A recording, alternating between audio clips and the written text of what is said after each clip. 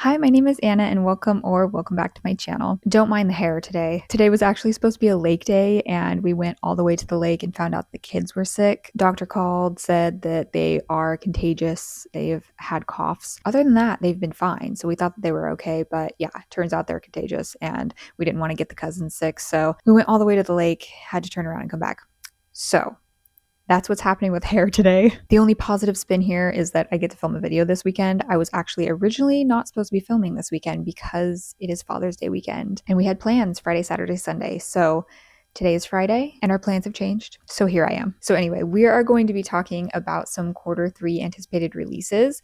I have, I think, maybe 20 on this list, and I have everything from general fiction, Christian fiction, mystery thrillers, fantasy, romance. Believe it or not, I have a couple romance on here and nonfiction. So we're just going to go through this list. I am going to share some of these books that I came across that are sounding really good to me and that I am probably going to add to my TBR. Have I finished the quarter 2 books that I listed? No. Am I going to finish these? Probably not. But these are books that caught my interest. I have actually narrowed this down from, I think, around like 38 or 40 books. So there's still a lot on this list, and I am hopefully going to narrow it down for myself even more. But I wanted to share these 20 in case anybody else has interest in these. And I have divided these up into genre. So if there is a genre that you are not interested in, you can actually go down to the description and just skip around if you want to do that. So we're just going to start with general fiction. I'm going to go ahead and read these. So let's just start with the first book. This is called Natural Disaster by Lisa Owens. This is listed as a women's fiction. And this says, unfolding across 24 hours, this is a propulsive, funny, and sharply observed novel about the absurd, frustrating, hilarious, precarious, bittersweet, sometimes astonishing challenge of being a woman, a mother, a wife, a person for one single entire day. For weeks, she has been saying it will be their special day, one last perfect day with her children before she returns to work after maternity leave. What's the worst that can happen? I love books that take place over a very short period of time. So a 24-hour period or like a weekend, I love that too. So this definitely caught my interest, and because it's like a motherhood book, yeah, I love that. I'm so curious what is going to happen in this, and I definitely think this is one that I am going to get to. I may actually request the ARC for this one, but this releases July 7th. So even if I don't get approved for that one, I may actually end up getting that and reading that maybe in July. Okay, the next one is called Salt Sisters by Lindsay J. Palmer. This is also a women's fiction, and I love the cover of this one. This cover actually reminds me of a photo that I took in Oregon at a beach house that we usually stay at. If I can find that photo, I'm going to share that because it looks so similar to me, and it's just like that trail that like goes down to the beach. There is a trail just like this that goes from the beach house right down to the beach area. Also, this takes place in Cape Cod, not Oregon. Just want to say that. It's just the picture reminded me of it. Twin sisters Jocelyn and Maddie grew up in a tight-knit family on Cape Cod, but they couldn't be more different. Jocelyn, laid back and dreamy, still lives in their hometown as a realtor. Maddie, intense and ambitious, left for New York after college and never looked back. Until the summer they turned 31. After a dramatic fall from grace in her career, a pregnant Maddie returns to the Cape with her husband and announces she's back for good. For Jocelyn, it's less a reconciliation than a reminder of a life that was ripped away from her and the deep grief she's carried ever since. Back in each other's orbit, the sisters reopen old wounds and are forced to confront what it takes to heal. This explores sisterhood and motherhood and the courage it takes to face the past, forgive, and finally let go. I have come across quite a few like sister books that are releasing, and I love books about sisters. I think that they are really sweet, and I think I do actually have another book on my TBR about sisters. I forget the name of it, but it is by Chris and Hannah, I think. I had just picked that up at a little free library, so I have another sister-esque book. And this will be another one. So that does sound good, and I would love to read that. Next up is People Watching in the Desert by Callie Adeline. This is a contemporary fiction, but it's also listed as a humor and satire on NetGalley. So this one says that it's for readers of Eleanor Oliphant is Completely Fine and Remarkably Bright Creatures. I read Eleanor Oliphant and I believe I liked it. I don't know what I rated it. I want to say at least like a 3.5, maybe. I have not read Remarkably Bright Creatures, nor have I seen the movie, but I do think that is probably something that I would like. So I feel like this book might be for me. It says it's about a lonely young woman who prefers to observe the world rather than participate in it, and the repercussions that follow when she steps out of her own bubble. It says when Sunny mysteriously comes into a large sum of money, she finds herself in Arizona at the luxury sanctuary resort and spa. Out of her element and her comfort zone, she struggles with the spa's doting staff and the unfamiliar wealth and constant small talk of her fellow guests. Forced proximity introduces her to a cadre of eccentrics, and something akin to romance blossoms with a resort employee. Yet Sunny still feels most at peace when people watching from the margins, headphones on and scrawling in her notebook. But when a freak accident disturbs Sanctuary's carefully curated tranquility, a shocking twist crumbles Sunny's inner world, and she finds herself unexpectedly and maybe even pleasantly surprised by the people around her. I love that. It sounds fun. It sounds like it's going to have some humor in it, I think, which I guess makes sense because I think it's listed, humor and satire. So that sounds good. That releases July 14th. And I don't know if I mentioned that the last one that I was talking about, Salt Sisters, also releases July 14th. Okay, next up is The Boy with the Butterfly Mind by Lorelei Brush. This is a literary fiction, and it does say that this is for fans of Jodi Picoult. I have read one book by her. I read, oh my gosh, my mind is blanking. What's the name of it? I'll put it right here. Anyways, I read that one. I liked it. And I have another one on my TBR. I think it's Mad Honey, I believe. So maybe I will like this. It's about a mother struggling to raise a healthy neurodivergent child with a husband worn down by depression. So I feel like that right there pretty much wraps up the whole synopsis. So I'm not going to read the whole thing, but it does sound good. And it sounds like it's probably got like a, I don't know, like heavier tone to it, but I'm hoping that it's also going to be very sweet and thoughtful. And this one releases August 11th.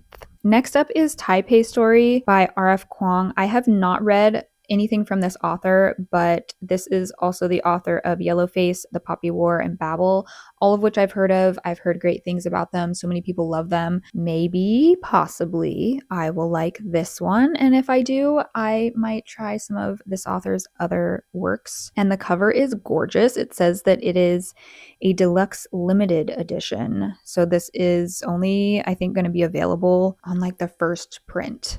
So if I want to get this one, I might have to get that first edition of it. It says that this is a humorous and profoundly moving coming-of-age novel that grapples with grief, language, and culture shock, all set against the backdrop of an unforgettable summer in Taipei. College freshman Lily Chen is off to spend the summer in Taipei at an intensive language program like so many Chinese American students before her, hoping to connect with the culture she inherited but never fully understood. But a promising start quickly unravels. Her classes are grueling, her roommate is driving her insane, and a reckless trip to the hot springs with a guy she barely knows soon has her classmates viciously gossiping. She feels adrift, a foreigner in a country she thought would feel like home. Then shocking news arrives. Lily's grandfather has passed away. The loss forces her to grapple with now unanswerable questions about her family history. As Lily grieves, she's drawn into a journey of self-discovery, piecing together memories, stories, and silences over a series of hilarious and devastating attempts at connection. This sounds like it is going to be a good one, and I love this cover, and I also don't think I own any books with sprayed edges. So maybe this will be the first. This book releases September 8th. Next up is Bright Stars by Kimberly Tate. This book is basically about 4 characters who are grappling with the aftermath of the September 11th attacks. And I have seen a number of books on September 11th that are coming out, and I think it's because it is actually going to be the 25th anniversary. So this book follows the 4 of them. I do not like this cover. I don't know if this is the final cover, but it doesn't look like Bright Stars is the name of the book. It looks like it's 4 young hearts at the end of the world. So I'm not sure why it was designed that way, and I don't know if that's actually the final cover.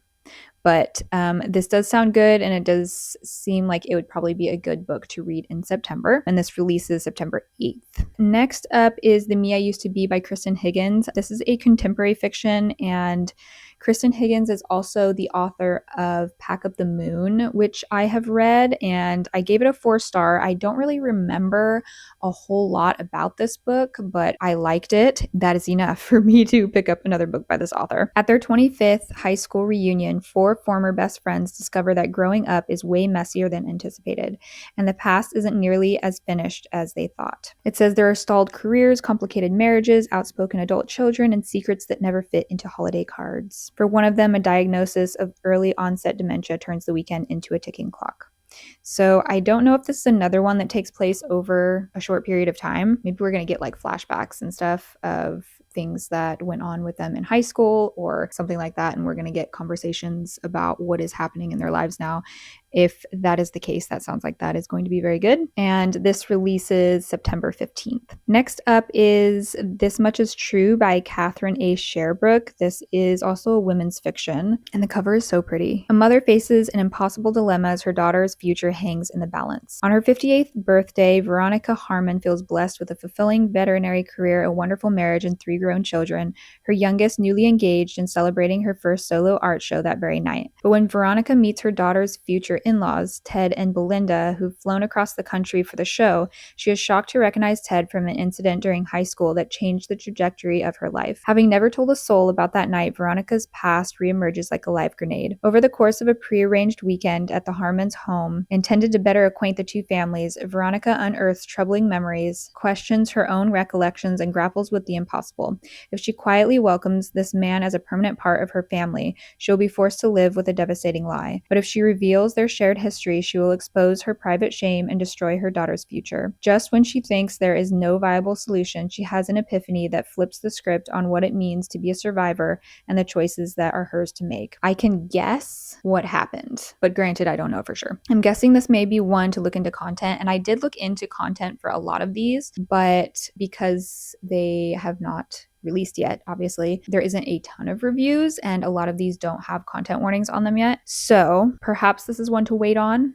Not sure, but that one sounds good, and I will be adding that to my TBR. That releases September 18th. We are moving on to Christian fiction. I have 4 in this section, and the first one is A Lady's Handbook to Gadgets and Guile by Angela Bell. This, I believe, is the start of a series. And I have also heard a couple of people talk about this one, so I think a few people have gotten this one and another one that I've seen on here as ARCs already and have read them and possibly reviewed them. Ambulatory wheelchair user Margaret Kinsley secretly crafts gadgets for the Daughters of Genius Society, a covert team of lady inspectors disguised as harmless blue-stocking spinsters. While her fellow inspectors gallivant about London solving crimes, Margaret has been perfectly content assisting from the sidelines until her expertise is needed to infiltrate the domain of London's most prolific inventor, Alvin T. Harrison. Charles Noble sacrificed his career as a musician to support his family after his father's stroke. Now he balances ledgers as a secretary by day and tends his disabled father by night until taking a temporary job as event coordinator for a famous inventor commemorating the 50th anniversary of his mechanical empire. As strange occurrences surface, Charles's event planning collides with Margaret's case, and the pair must unravel a plot of sabotage against the inventor's legacy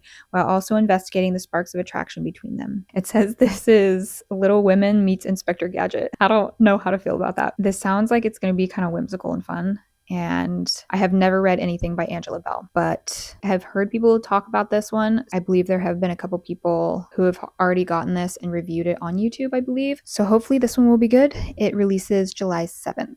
Okay, next up is Where Wilted Flowers Bloom by Joanna Rojas Van. Love this cover. Super pretty. This is a story of a woman walking through paralyzing grief and the unlikely friendship that might unlock a path to healing. When Sandra and her family moved from New York City to East Nashville for her husband's job, she is hopeful for a fresh start. While she will deeply miss her tight-knit family and thriving career, she is desperate to leave behind the city that holds her greatest loss. But Sandra quickly learns that moving into a new home she designed and having the freedom to be a stay-at-home mom for the first time is not what she thought it would be. Sorrow still follows her, and no new place can fix it. When she meets her next-door neighbor, Mark, who is an elderly, widowed, retired pastor, an unlikely friendship quickly forms. His humor, spiritual wisdom, and affinity for gardening, a skill he was forced to learn when his wife passed away, brings a welcome distraction from Sandra's suffocating grief, giving her hope for the first time since her tragic loss. Will this friendship be just what she needs to heal her broken heart, or will unexpected news leave Sandra with even more heartache? This releases August 25th. Okay, next up is Murders in the Marquee by Dana Mantic. This is another one that I feel like I've heard people already reviewing. And this is also the start of a series, I believe. This is described as a witty historical murder mystery set in a San Francisco hotel with an unlikely trio of amateur sleuths who must uncover a killer before another guest checks out for good.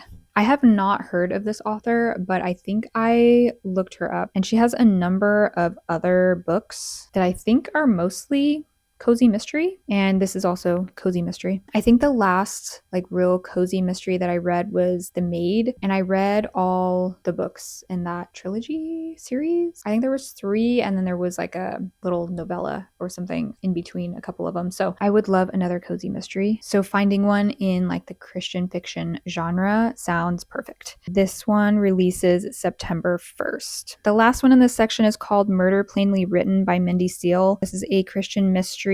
This is also the start of a series. So if you're looking for some new series, apparently there's quite a few coming out. Okay, this one says, Sadie Lynch thought inheriting her late Amish aunt's candle shop was a blessing, a chance to leave her stalled writing career behind and find a fresh start. But running a plain business when she is not Amish isn't exactly filling her store with customers, especially when the local minister insists she sell out. Sadie, who doesn't want to leave, thankfully meets Wanda, an Amish woman with a secret obsession. As Wanda continues to visit the candle shop, an unexpected partnership blooms when Wanda agrees to help Sadie's shop in exchange for writing advice. But the grand reopening of the candle shop takes a deadly turn when the body of the Amish minister is discovered behind the counter. Now Sadie is the only suspect, prompting Wanda and the Plain Order Inc. Society to try helping her solve the mystery. But in this plain community, secrets burn brighter than flames and nothing is as simple as it seems. That sounds good and cozy and fun. Okay, and that one releases September 1st.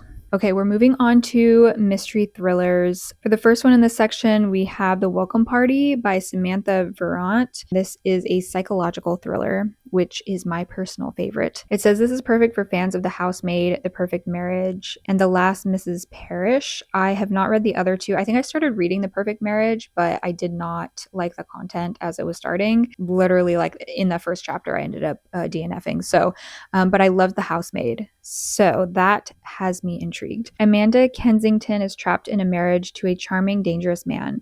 He's told her he'll kill her before he'll divorce her, and she believes him. She's been hiding the bruises for too long, and now she's plotting her escape one careful move at a time. But someone else is watching and playing a much more calculated game. She's just moved to their exclusive lakeside community, and she's driven, brilliant, and obsessively focused on Amanda's life, on Amanda's house, on Amanda's husband. She's been watching them all for years. As secrets surface along with a body in the lake, 3 women, the wife, the investigating detective, and the obsessive newcomer, are about to discover just how well they know their neighbors. It says this is perfect for fans of unreliable female narrators, toxic marriage storyline, dark female friendship or unlikely allies, community secrets, and neighborhood watch gone wrong. Sounds intense. That one releases July 8th. Next up is The Refuge by Carly Hillman. This is a mystery thriller, and it also looks like it's a debut novel. The cover is really cool too. When wildlife ranger Johnny Hayward discovers a terrified young girl hiding in the grasses, he joins the tight-knit staff in trying to solve the mystery of how the girl Mauve came to their land. But when the police arrive, she tells them that Johnny is her father. He goes along with the lie, a split-second decision that entangles them both in a lifelong cover-up. Decades later, Mauve's daughter Ava grows up believing that same lie. Ava's love for the refuge, where she lives in the staff cabins with her mother and is training to be a tour ranger, prevents her from dwelling on the fact that her mother never leaves the grounds and won't explain why. But after starting to date a local boy, Ava begins to question her sheltered upbringing, shocked to discover that life outside their fences is not the nightmare her mother always taught her to fear.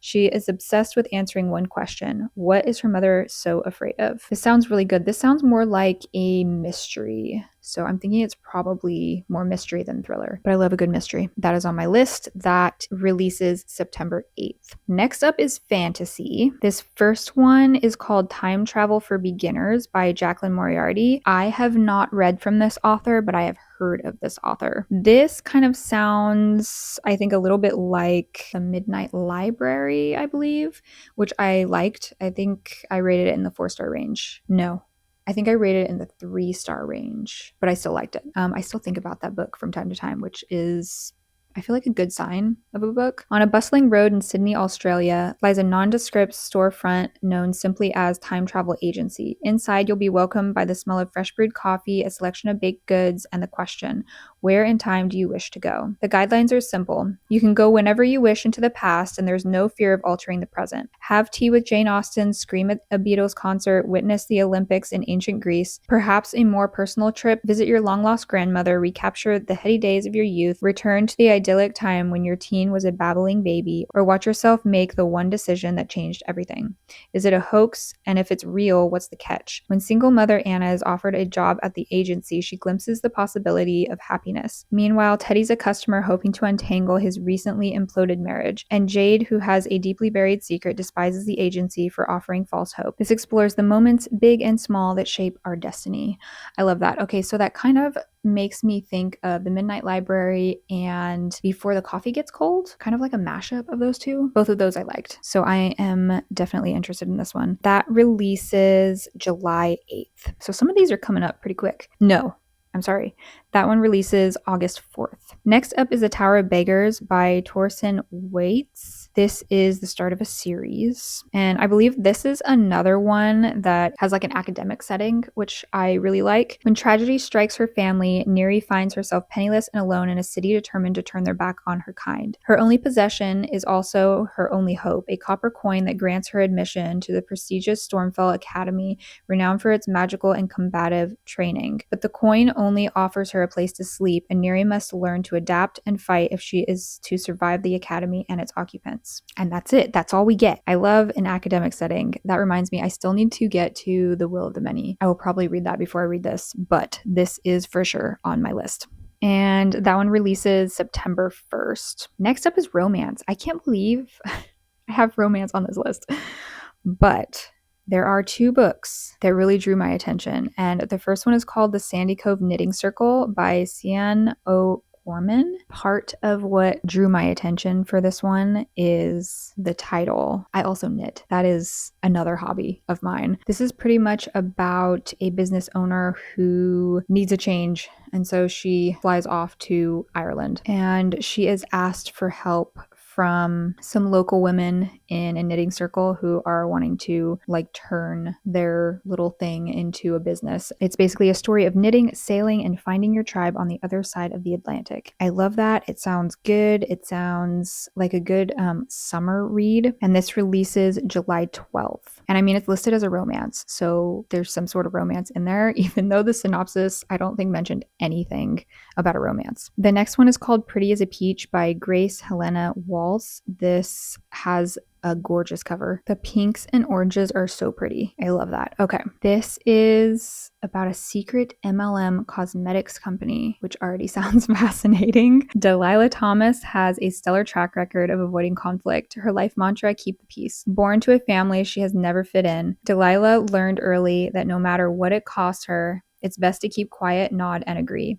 Now in her late 30s, she has mastered the art and employs it daily with the preschoolers she teaches. Then Peach Pit sets up a shop in her small hometown and infiltrates every female relationship, including Delilah's lifelong best friend group. A direct sales business, Peach Pit claims its beauty products are organic and all natural and recruits women to become darlings who host parties to sell products to friends and family. Delilah's friend Betsy is ecstatic to join, drawn by promises of sisterhood and easy income. But something seems off to Delilah. When customers, including her pregnant friend Eliza, start reporting rashes, Peach Pit refuses to take responsibility. Then Betsy lets an unsettling secret slip, and Delilah can't hold her tongue any longer.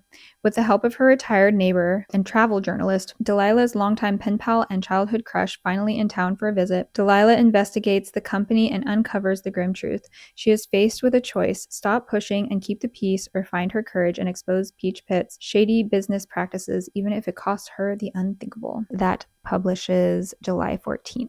That actually might be one that I'd request. Okay, the last two I have are nonfiction. I'm typically pretty picky about my nonfiction, but both of these sound like interesting topics. So the first one is called But What Do I Wear by Caroline Sanders. This is a Christian nonfiction. Its little subtitle is The Biblical Story of Clothing, How It Helps Us Think About Getting Dressed, and approximately 17 stories I may regret telling. I feel like this is one of those topics that kind of depends on the person. Everybody's going to have a little bit of a different viewpoint of this, and that is okay. Our salvation is not dependent on what we wear, but it's kind of an interesting conversation to have. And I'm always interested in what other people think about this topic. And I feel like there's a lot of different topics, just little life topics like this, that I'm always so interested to hear what other people have to say about it. This is one of those things. And I feel like this is something that I am constantly kind of working through when I'm buying clothes. I'm like, is this appropriate? Is this honoring to the Lord? Is this something that is going to make somebody else feel uncomfortable? We all have different views of this, and so you can't please everybody. But I think that there's also like lines, there's options that are certainly better than some other options. So anyways, I just like talking about these things and seeing what other people have to say about them. So I want to read this just to see what this author has to say. And I have not read anything else by this author. So I don't know anything about her. I know nothing about her theology or her viewpoints or anything. This is just listed as a Christian nonfiction. So going into it with that mindset, but I am interested to see what that has to say. And that releases September 15th. And the last one is called But I Prayed for This by Melissa Miller. This is a Christian nonfiction as well. The little subtitle for this is What to Do When Living in God's Yes is Harder Than You Expected. This one feels like a heavier topic to me. I have definitely been in these situations where I have prayed and prayed and prayed for something. God has finally given me something that I have prayed for, and it is maybe not what I expected, or either I'm not loving it as much as I thought I would, or I am struggling more than I thought I would. So I'm hoping that this is a book that has some really good insight and has some really good takeaways. It says that she helps you face the hard parts of good transitions as you drop the guilt and recognize that mixed emotions are normal and not forever. Grow in gratitude by reframing your thoughts and reclaiming your peace. Let go of the lie that you are stuck or that you prayed wrong, and allow Jesus to shape your story and your heart in new ways. And I think that is really beautiful. And I hope this has the depth that I am hoping for. Nonfiction, especially Christian nonfiction, needs to have a certain depth to it. If it's too surface level or it doesn't have a lot of concrete examples, I have a hard time with that. I have a hard time with just, I don't know, like sweet, whimsical words that I can't actually figure out how to use, I guess. I like books that kind of get down into like the grit and the harder questions. And I'm hoping that this has that. One of these authors, either this author or the author of that other book, has written some stuff for, let me see, says she's a contributor to sites such as Motherly, Her View from Home, and the YouVersion Bible app. We'll see. I think this is her second book, but I am curious about that one. I'm just hoping that it has some good stuff in it. This releases August 18th. So I actually should have talked about this one before the other one, but that's okay. Okay, so those are the books that I have saved and that I am hoping to read, at least a few of them. I do plan to go ahead and request a couple of these as ARCs. I don't know if I will get them, but maybe. I have so far read and reviewed 2 ARCs this year. My goal is 5. I'm hoping for 2 more this quarter. So I will be choosing some of those and hopefully will get approved for at least 2 of them. So let me know if any of these sound interesting to you, if there are any that are on your list, or maybe you have now added a couple to your list. And if you have already read any of these, I would love to hear about them and if you would recommend them. This was so fun going through these. I'm glad I was able to narrow these down to 20 because 40 would have been a very long video. But I'm going to go ahead and end things here. Thank you so much for watching, and I will see you in the next one. Bye.